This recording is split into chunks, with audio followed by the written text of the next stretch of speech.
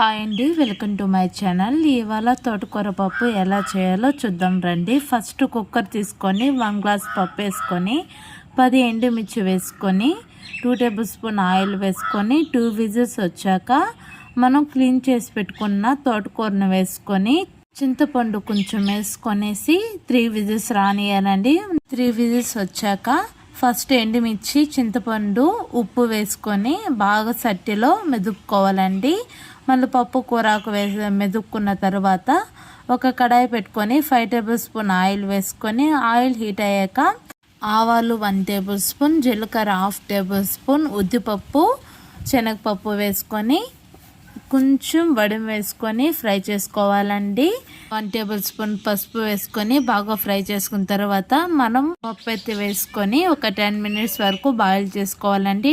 Full video కింద play బటన్ని click చేయండి. థ్యాంక్